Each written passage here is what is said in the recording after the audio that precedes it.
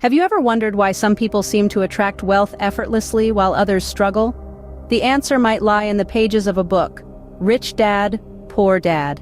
This best-selling classic by Robert Kiyosaki explores some fundamental truths about money, wealth, and financial education. At the heart of the book are two characters, two fathers with starkly different views on money. The rich dad is a business owner, a man who believes in the power of investing and creating assets. He teaches that the key to wealth isn't in earning a high income, but in acquiring things that generate income. He's a proponent of financial freedom, of breaking away from the traditional 9-to-5 grind. On the other hand, the poor dad is a well-educated man with a secure job. He represents the traditional path to success, studying hard, getting a good job, and saving for retirement. But despite his steady income, he struggles financially. He's trapped in a cycle of living paycheck to paycheck, always just one step away from financial disaster. These two contrasting perspectives offer a fresh glimpse into the world of wealth creation. It's not about how much money you earn, but how you manage what you have. It's about understanding the difference between an asset and a liability, and striving to acquire more of the former. So the first key takeaway is to cultivate a wealth mindset. But how do we do that? Let's delve deeper. The second chapter of Rich Dad, Poor Dad introduces the concept of assets and liabilities. Now let's take a moment to understand this. Assets, in the simplest terms, put money into your pocket.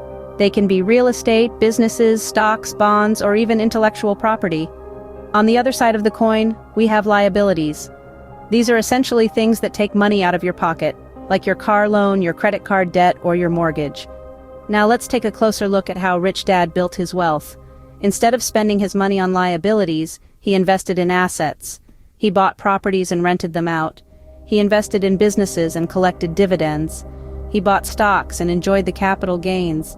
He was always on the lookout for opportunities to make his money work for him. Now you might be wondering, why should I care about assets and liabilities? Well, here's the thing.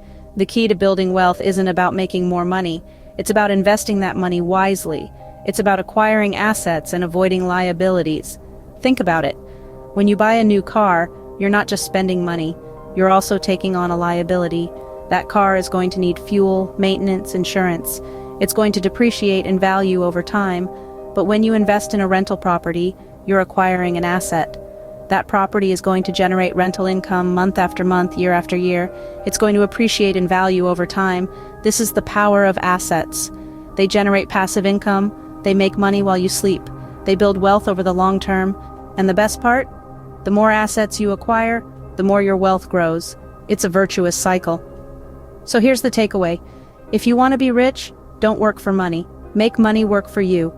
Invest in assets. Avoid liabilities. And remember, the key to wealth isn't about how much money you make. It's about how much money you keep and how hard that money works for you. This brings us to the end of our second key takeaway. Acquire assets, not liabilities. But how do we know what is an asset and what is a liability? This is where financial education comes into play. Imagine you're in a library, surrounded by countless books, but you can't read a single word. Frustrating, isn't it? This is how the world of finance feels to those without financial education. Our friend, Poor Dad, despite his impressive academic achievements, was in this exact situation.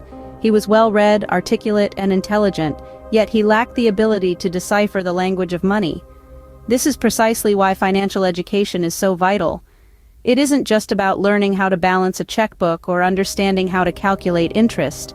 It's about comprehending the intricacies of financial terms, tax laws, and investment strategies. It's about learning the language of money so that you can read the financial landscape and navigate it confidently. Financial literacy is like a compass in the wilderness of the monetary world. It empowers individuals to make informed decisions, to identify opportunities, and to avoid pitfalls. Without it, you're at the mercy of the elements, unable to tell the difference between a lucrative investment and a financial sinkhole. So let's be like Rich Dad, who understood that financial education was not a luxury, but a necessity. Let's equip ourselves with the knowledge and skills to understand the financial world, to make informed decisions, and to secure our financial future. So, the third key takeaway is, invest in your financial education. The final lesson we learn from Rich Dad, Poor Dad is about overcoming fear and taking risks. Fear. It has a particular way of creeping into our lives, doesn't it? Especially when it comes to money. The fear of losing money often holds us back from stepping into the world of financial risks. But here's a secret. Fear is a part of the game. It's a natural human response, and yet it's one of the biggest obstacles on our path to financial freedom. In the book, Rich Dad emphasizes the importance of taking calculated risks. He didn't advocate for reckless gambling with your hard-earned money. No, he spoke about calculated risks. Understanding the odds, making informed decisions, and learning to be comfortable with the idea of potential loss.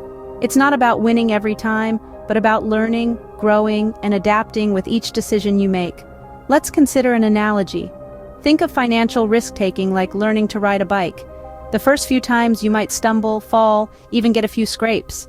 But with every fall, you learn something new. You understand better how to balance, when to pedal, when to brake, and eventually, you find yourself cruising down the street, wind in your hair, feeling like you can conquer anything. That's the power of taking calculated risks and learning from your failures. Resilience, my friends, is the key to wealth creation. It's about standing up again after a fall, dusting off the dirt, and getting back on that bike.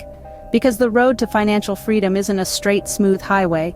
It's a path with twists and turns, ups and downs, and learning to navigate it requires courage, resilience, and a dash of daring. Remember, the fear of loss shouldn't paralyze you. It should propel you to learn more, to make better decisions, to become financially savvy. It's about transforming your fear into fuel for your journey to financial freedom. And with that, we conclude our final key takeaway. Don't let fear hold you back. Take calculated risks.